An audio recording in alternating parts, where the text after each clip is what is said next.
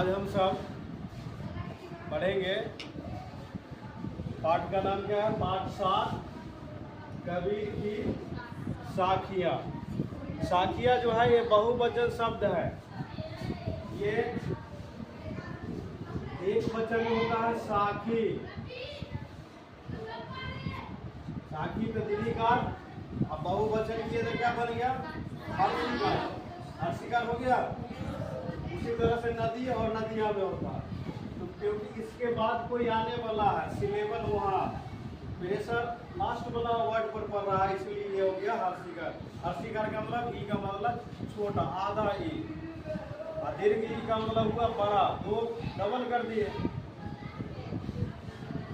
उसी तरह से वो होता है। तो ये साखी का मतलब होता है साक्षी,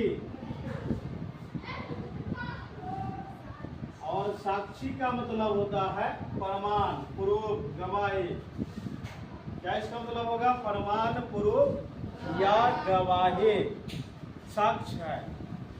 तो कबीर साहब जो भी मतलब रचना किए हैं उसको साखी कहा जाता है। साखी एक प्रकार का दोहा ही होता है, लेकिन दोहा से थोड़ा डिफरेंट होता है। दोहा और इसमें अंदर क्या है कि इसका जो शब्दावली होगा वो विशेष दिमाग लगा के समझने वाली बात होती है। साधारण आदमी को बहुत सारा वर्ड समझ में नहीं आता। उल्टा बानी जो सब कहता है कबीर साहब का उल्टा बानी, उस ढंग का बात लगेगा, अद्भुत लगेगा। तो यह एक प्रकार का दोहा ही होता है, लेकिन थोड़ा सा डिफरेंट होता है दोहा से। उसके बारे में हमको पढ़ना है कबीर साहब की साखियाँ। तो पहला साखी है, साखी मतलब समझ में आ गया कि एक प्रकार का दोहा। इसमें क्या किया जाता है कि बहुत तरह के जो आडंबर होता है, रीति रिवाज जो ठीक नहीं लगता है फिर भी लोग निभाते हैं। जैसे खसी बकरी के, वो दुर्गा जी मांगते हैं खसी बकरी, तो सब आदमी जाके बलि चढ़ा देता है। जीव की हत्या कर देता है, उसको लगता है दुर्गा जी ले रहे हैं। काली जी को देख लिया कि जीव निकाले हुए हैं, उसको लगा खसी मार। ये क्या हुआ? कुरीतियां हुआ। कोई देवी देवता ही नहीं कहते कि किसी जीव को मार गया हमको मतलब चढ़ाओ, कोई देवी देवता नहीं। ये कुरीति कोई फैला दिया है अंधविश्वास की वजह से। तो इसी तरह की बात पर ये चोट करते हैं। तो उनकी पहली साखी है, जाति न पूछो साधु की, पूछ लीजिए ज्ञान, मोल करो तलवार की, परा रहन दो म्यान। इसका आप बहुत तरह संगीत के रूप में भी सुने होंगे, गाना के रूप में सुने होंगे। जाति न पूछो साधु की, पूछ लीजिए ज्ञान, मोल करो तलवार का, परा रहन दो म्यान। साखी में एक और बात है कि ये आप सबकी भाषा में बोला जाता है। साखी जो है उसकी शब्दावली आम आदमी की भाषा में होती है। जैसे हम लोग शुद्ध क्या होता है? तलवार, और यहाँ लिखा हुआ क्या है? तलवार, दरबार है ना लिखा हुआ बुक में। ये आम आदमी की भाषा हुआ, आम जनमानस की भाषा। जो ज़्यादा पढ़े लिखे नहीं होते हैं, खुद कबीर साहब पढ़े लिखे नहीं थे, वो निरक्षर थे। तो कोई भी बात अपने मन से, अपने अनुभव से उन्होंने जो देखा, परखा, और उनका जो वक्तव्य हुआ इसके बारे में, जो मंतव्य हुआ, उसको उन्होंने बोला कहीं पे जाके जनमानस के सामने, और बोला तो वही बन गई साखी। उसी बात को उसी दोहा के रूप में, लयबद्ध रूप में बोल दिया तो वो बन गया साखी, जिसको हम लोग अब तक पढ़ते हैं। कबीर साहब वो लिखने नहीं आता था, वो खुद लिखे हुए कि कागज मसी छुओ नहीं, कलम गढ़ियो नहीं हाथ। वो कागज का भी छुए नहीं, और हाथ में कलम वो पकड़े। फिर भी बताइए इतने बड़े विद्वान थे। तो विद्वान बनने के लिए कोई जरूरी नहीं कि हमको पढ़ना लिखना आ जाए। कुछ दिनों के बाद लोग लिखने की कला भूल जाएंगे, सब माइक पर बोलते जाएगा। एआई का जमाना आ गया, आप बोलेंगे वो लिखता चला जाएगा। एआई सुनते होंगे ना आप लोग, क्या होता है? आर्टिफिशियल इंटेलिजेंस, उसका जमाना आ गया है। तो लिखने की कला भी धीरे धीरे विलुप्त हो जाएगी, इस बात का खतरा है। इसका ये मतलब नहीं कि कोई विद्वान नहीं बनेगा। तो कबीर साहब की पहला साखी क्या है कि जाति न पूछो साधु की, पूछ लीजिए ज्ञान, मोल करो तरवार का, परा रहन दो म्यान। कोई अगर ज्ञानी आदमी है तो उससे क्या लेना है? आपको ज्ञान लेना है। कोई विद्वान आदमी से आपको विद्या ले लेना है।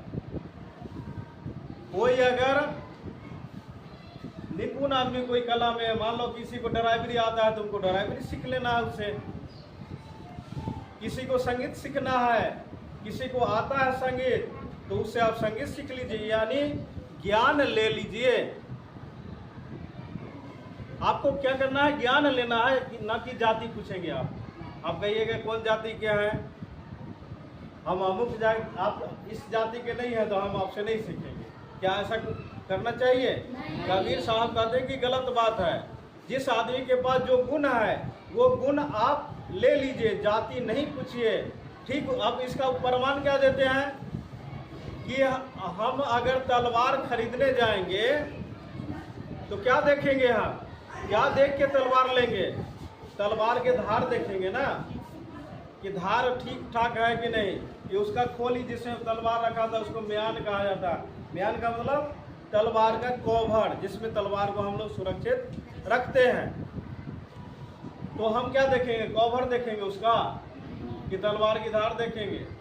कोई भी आदमी किताब खरीदने जाएगा तो क्या देखेगा? कि अंदर ठीक से छपाया हुआ है कि नहीं, जो ऊपर का कवर का फोटो देखेंगे आप। तो प्रमाण दे रहे हैं कि हम किसी विद्वान जनों से, किसी भी गुणी आदमी से हम गुण सीखेंगे, विद्या अर्जन कर लेंगे, हम उसकी जाति नहीं पूछेंगे।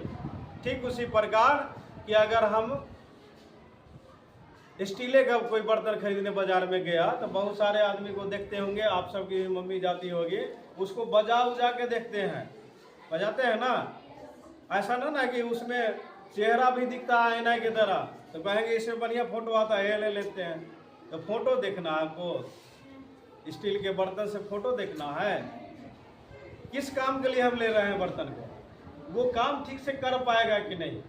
उसी तरह हम आप सब पढ़ने आए हैं, बहुत जगह पढ़ने जाएंगे, समाज में भी लोग पढ़ता है, बड़े बुजुर्गों के साथ भी पढ़ते हैं। बहुत सारे ज्ञान आपके मूर्ख भी अगर गार्जियन होंगे, अभिभावक होंगे, तो वो भी बहुत ज्ञान की बात समझाएंगे, अपने अनुभव के आधार पर बता देंगे। तो हमको सीख लेना है, जाति नहीं पूछना है कि आप कौन जात के हैं।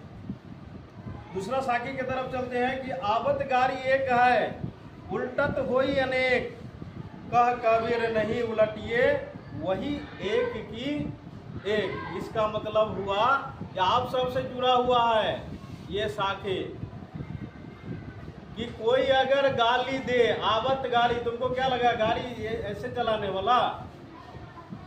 गाली शुद्ध हुआ, और ये साखी के भाषा दे दिए इन्होंने।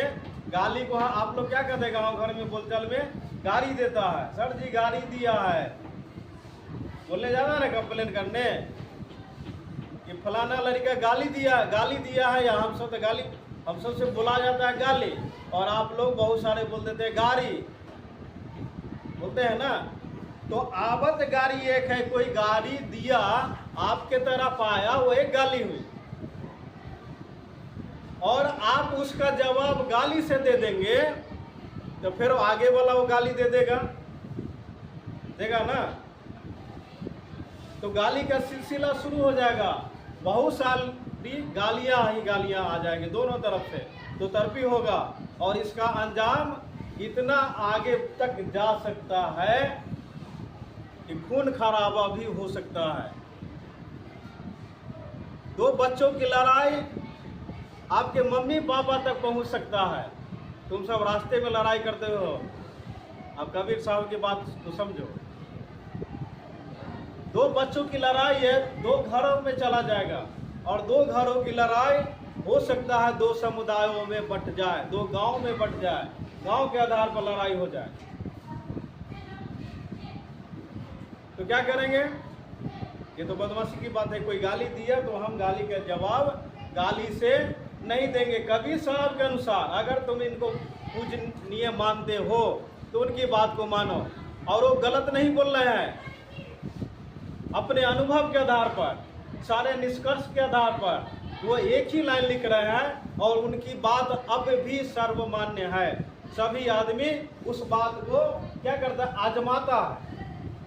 ऋषि मुनियों द्वारा कहा गया वर्षों के तपस्या और अनुसंधान का नतीजा है कि उनके द्वारा कहीं दोहा लिख दिया गया, चौपाइयाँ लिख दिया गया, छंद लिख दिया गया, साखियाँ लिख दिया गया। वो सब उनका अनुभव होता है, वर्षों वर्षों का अनुभव। हम भी अपने गुरु से बहुत सारा अनुभव उनका हम लिए, वो हमको कुछ नॉलेज दिए, प्लस अपना अनुभव वो तुमको दे रहे हैं। तुम आगे फिर बढ़ाओगे। ये सिलसिला सदियों से चलते आ रहा है, और आगे भी हम मर भी जाएंगे तब भी ये सिलसिला आगे चलता ही रहेगा। इस तरह से ज्ञान का स्थानांतरण होता है एक पीढ़ी से दूसरे पीढ़ी में।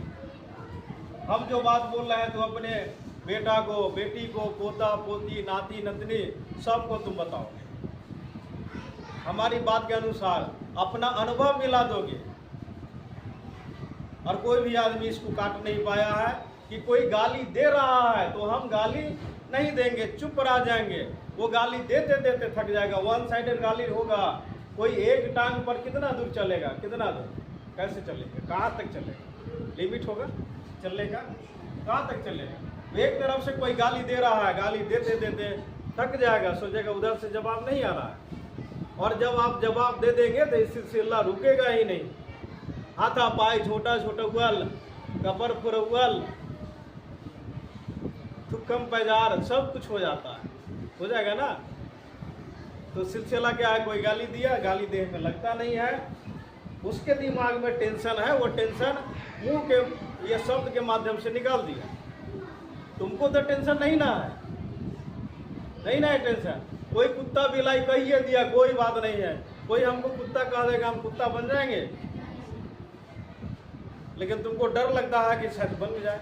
कोई गाली का जवाब गाली से दे रहा है, उसको डर है, हमको ऐसे बोला। तो हम गाली कोई देगा तो गाली का जवाब गाली से नहीं देंगे। एक अपना अनुभव हम बताते हैं। कबीर साहब तो दिए ही अनुभव, परवान दिए। हम अपना बोलते हैं कि कुत्ता हमको काट लेगा तो क्या हम भी कुत्ता को काट लेंगे? बस इतना, यही बात याद रखना। कुत्ता को तो हम नहीं काटेंगे। तो ऐसे ही कोई गाली दे दिया, उसी सोच का वो आदमी है कि जिसके मुंह से हमेशा गाली ही निकलता है, शब्द का भंडार है ही नहीं, अच्छे अच्छे शब्द है ही नहीं उसके पास। तो जो मन में है, जो मेमोरी में है डाउनलोड किया हुआ, वही ना बाहर निकलेगा आउटपुट। इसलिए तुम सोचो कि हम उसके जैसा ना, हम नहीं है। चलिए आगे चलते हैं अगला साखी पर। माला तो कर में फिरे, जिफ फिरे मुख माही, मनुमा तो चहुदिस फिरे, यह तो सुमरन नहीं। माला, माला देखे हैं ना, जो पुजारी लोग सब माला पहनता है, कंठी माला देखे हैं, भक्त जन सब पहनते हैं। कर मिस हाथ, पौधा जो हाथ में लेके ऐसे ऐसे राम नाम राम नाम, वो कई बार भगवान का नाम ले रहा है, वो गिनने के लिए 108 रहता है। एक राउंड हो गया तो समझ गया 108 बार भगवान का नाम ले लिए। हम भगवान को बहुत बड़ा उपकार किए। भगवान का नाम ले रहे हैं, गिनती के साथ लेंगे आप, गिन करके कि आप हम आपको इतने बार लेंगे, ज्यादा नहीं। हिसाब करने जा रहे हैं क्या? ठीक है, अगर गिन के भी लेते हैं तो कोई बात नहीं है। कबीर साहब कहते हैं कि अगर भक्ति कर रहे हैं, भगवान का नाम ले रहे हैं, लीजिए, कोई दिक्कत नहीं। लेकिन सावधानी इस बात का रहना चाहिए कि माला तो हाथ में फिर रहा है, और जीभ जो है कहाँ फिर रहा है? हम या आप बोलते हैं तो जीभ कहाँ रहता है? ये मुंह के चारों तरफ जैसे फुटबॉल मैदान में घूमता है इधर से उधर, वैसे ही जीव घूम रहा है मुंह में। माला घूम रहा है हाथ में, जीव घूम रहा है मुंह में, लेकिन ये मन जो है आपका वो सारी दुनिया में विचरण कर रहा है। अगर ऐसा है तो ये सुमिरन, ये भक्ति कोई काम का चीज नहीं है। आप भगवान को ठग रहे हैं। बहुत आदमी देखते हैं पूजा पर बैठा हुआ रहता है, पंडित जी मंत्र उच्चारण करवा रहे हैं और जजमान कहते हैं कि रे प्रसादी मतलब कि न रे, दूध लल क्यों रे, ऐसे बोला जाता है। तो इसका क्या मतलब, आपको पंडित जी मंत्र उच्चारण कर रहे हैं तो आप ध्यान दीजिए ना मंत्र पर।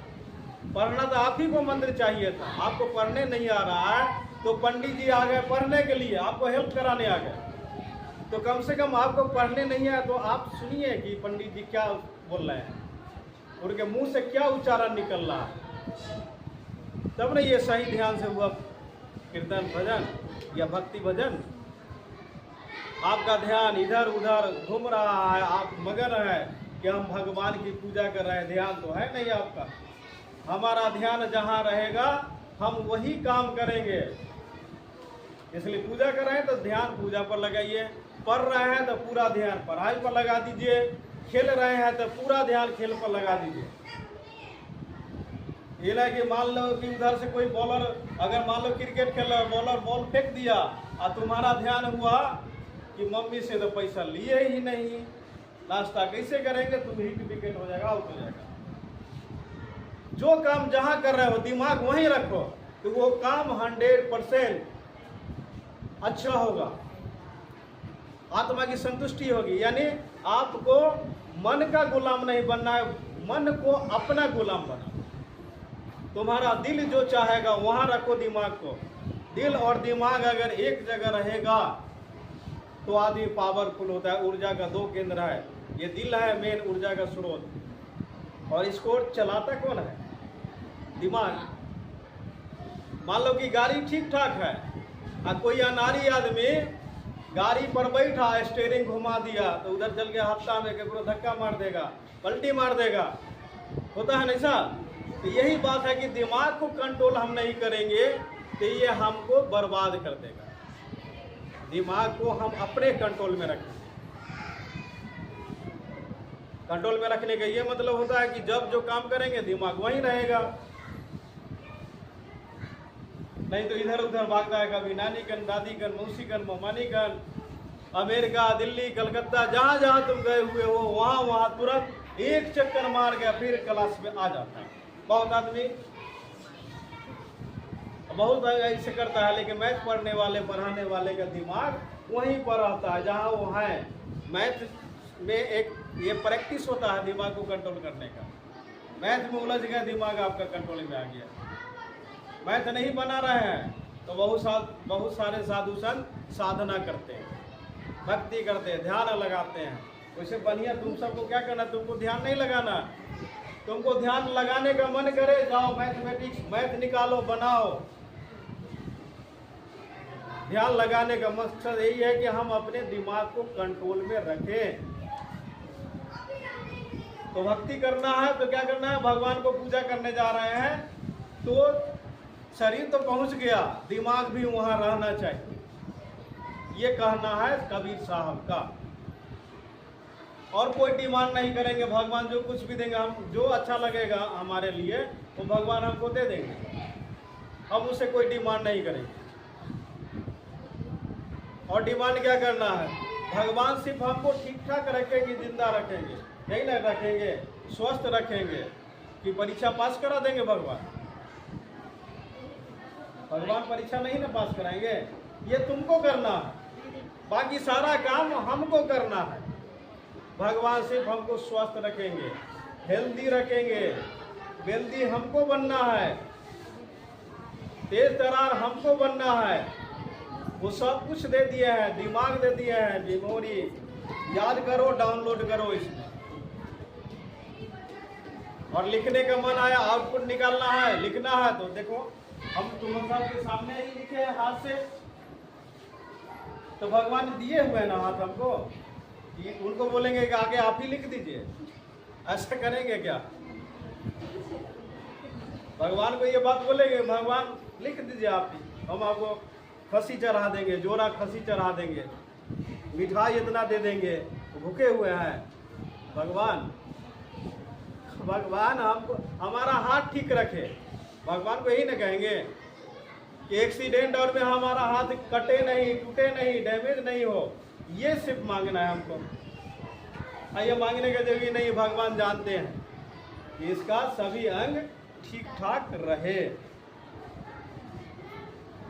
अगला साखी पर आते हैं। कबीर घास न निंदिए जो पाऊ तली होए, यदि उरी परे जब आँखी में खरी दुहेली होए।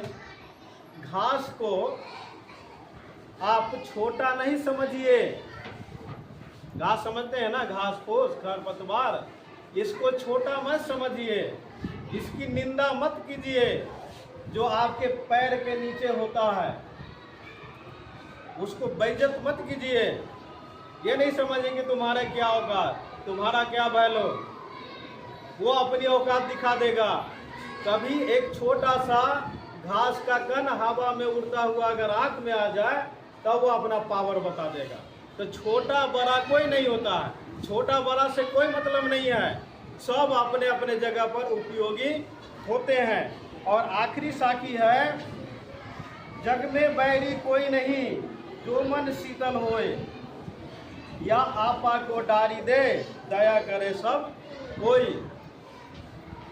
जग यानी दुनिया में कोई बैरी यानी दुश्मन नहीं होता है, कोई किसी का दुश्मन नहीं है। सांप क्यों काटता है हमको? उसको डर रहता है कि आदमी हमको मार देगा। अपनी आत्म सुरक्षा में वो काट लेता है, क्योंकि वो समझता नहीं है। कुछ आदमी मार देता है सांप को, हो सकता है आप नहीं मारे हैं, लेकिन ये तो सोचेगा ओकरे बच्चा नहीं वो है।